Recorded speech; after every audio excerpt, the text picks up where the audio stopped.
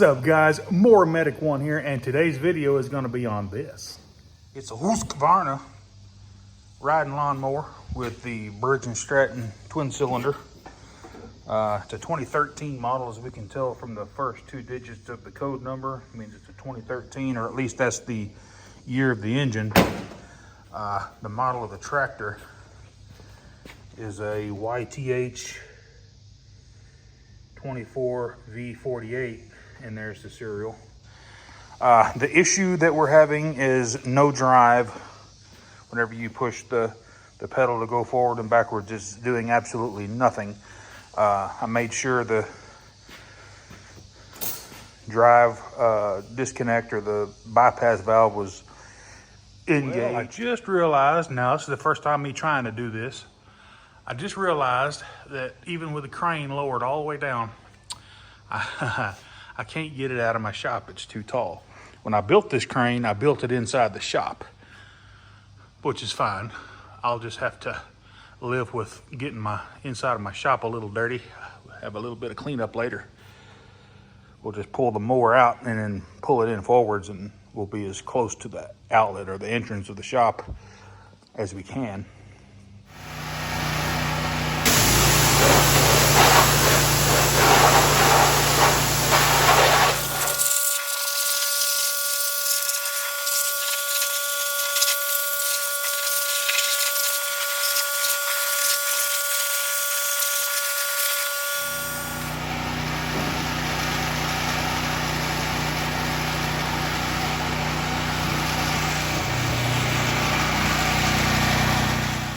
It's a lot cleaner than it was. It's not perfect, but at least we can work on it without just getting absolutely filthy.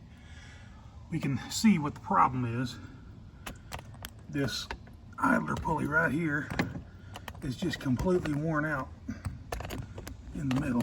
If I can get a good shot of that. There we go. Yeah, there it goes. That bearing had locked up at some point and released. And it's just complete, the bearing's gone and then the pulley shot. So we're probably gonna go ahead and replace a couple of these pulleys. They're all the same ones, except for, yeah, this one's a flat idler.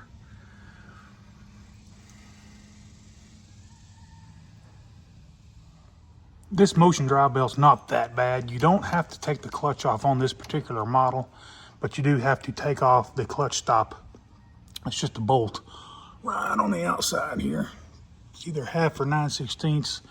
Get that zipped off, and then we can slip the belt past that point right there.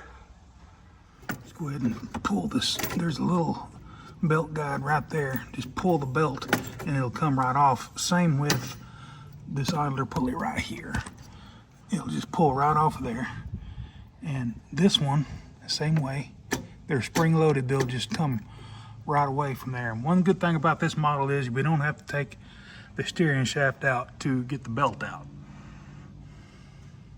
So the next step we're going to, since we have enough slack now, we need to go back towards the transmission and pull the belt off of the pulley on the transmission.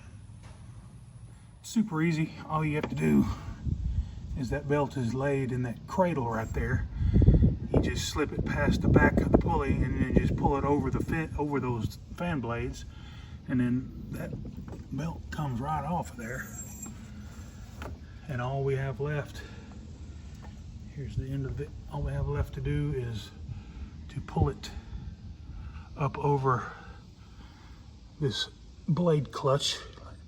And like I said, all we got to do is remove this bolt right here. Easy peasy. Check this out. One thing I noticed while looking at the spindles on the deck, the bearing is good. It's just where it mounts. Either the bolt is loose or stripped out. Maybe it just needs to be tightened up. And be sure, whenever you take this clutch stop, you can just let it dangle there, or you can just go ahead and take it all the way out. I'm just gonna let it dangle. But always be sure you hook that baby back up, because the first time you hit the PTO clutch and you don't have that hooked up, you're gonna rip the wires right out of that clutch. should be able to just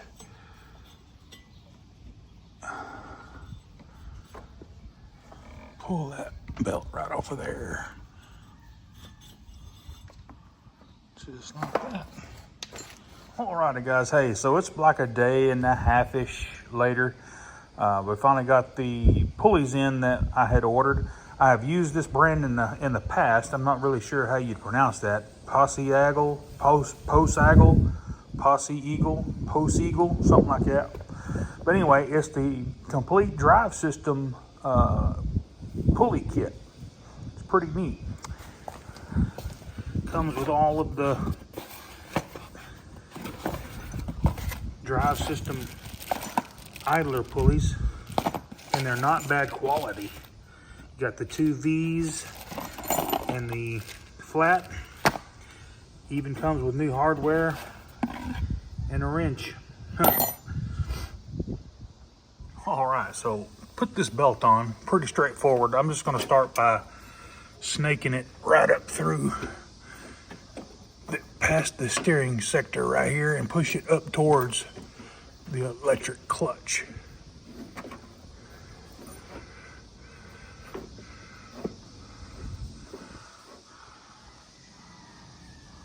Once you get the belt kind of pushed up, you'll see it kind of right here, and just take the belt and pull it, and then we're going to just loop it up over this entire electric clutch.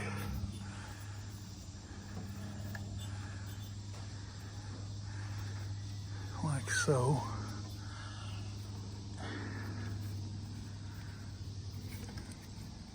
Make sure we're not going to get in the way of the wires for the clutch.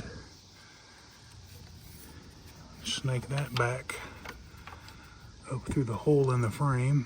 So we'll plug that back in here in just a minute. But we want to make sure that pulley, let's see if I can get in here.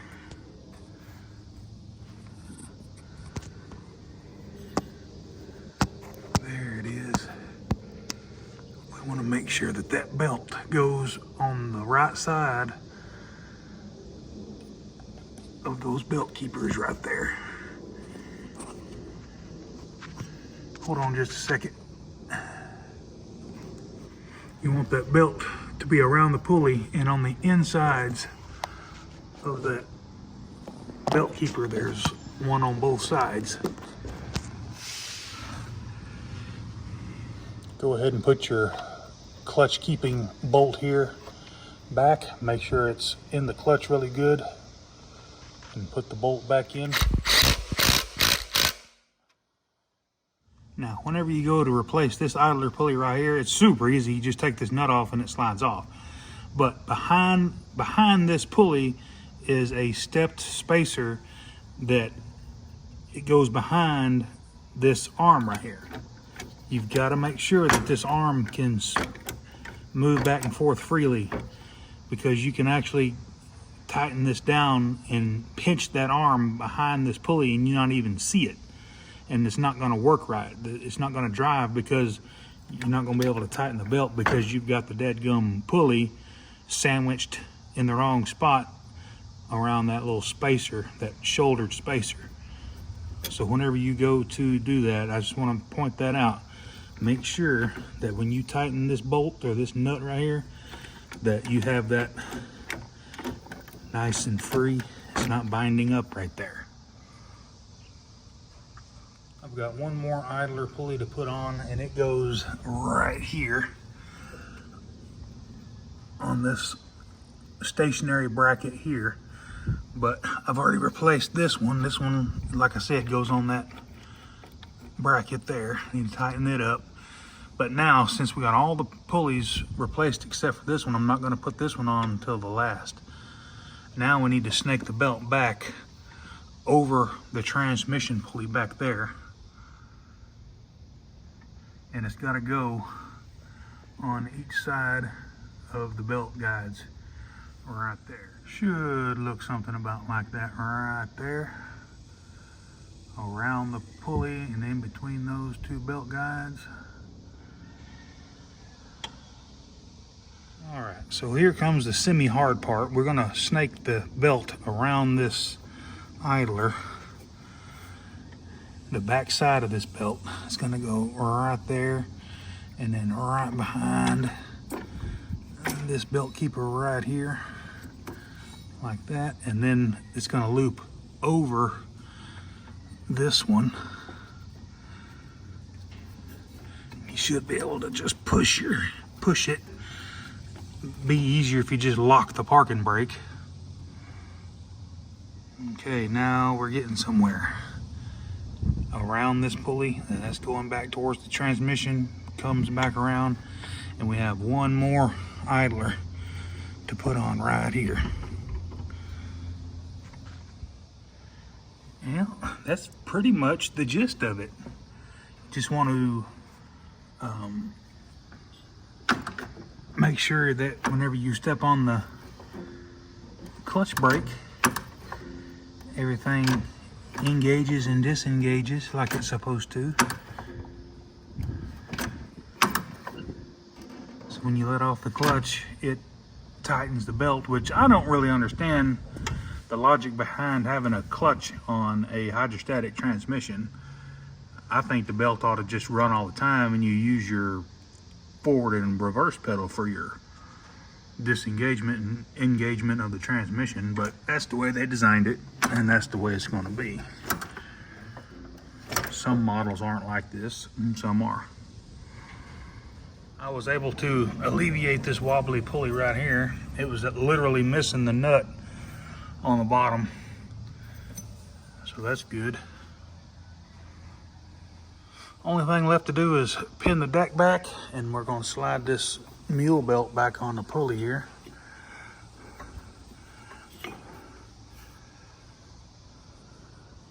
Make sure all that's good and routed correctly.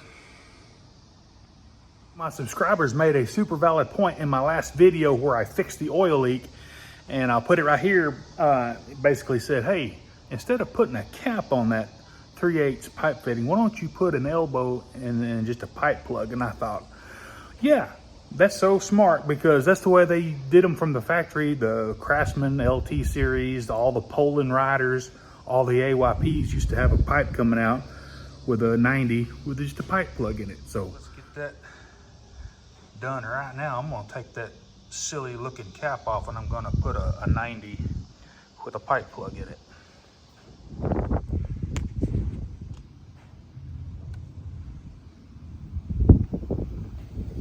Alrighty guys, let's see how it turned out.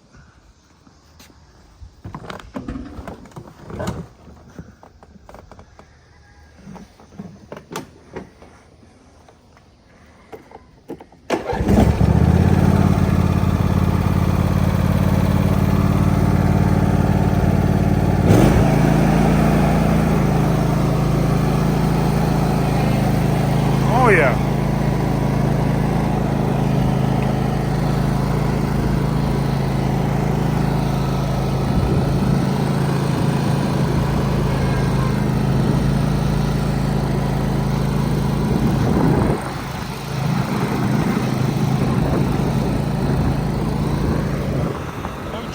Grande butter.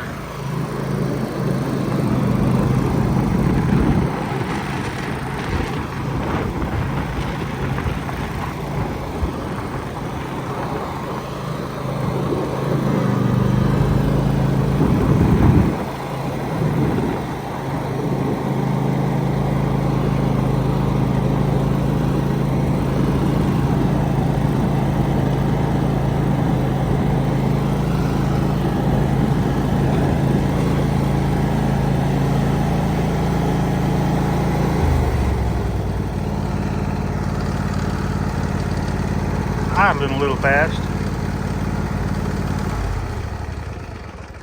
Alright guys, I hope you enjoyed this two-part segment. We got the drive system fixed and we got that massive oil leak fixed. Hey, if this helped you out, and I know it did on this video, give me a thumbs up and smash that subscribe button. And while you're there doing that, go ahead and ring that bell so that you get all of my new videos. Y'all have a good rest of your weekend.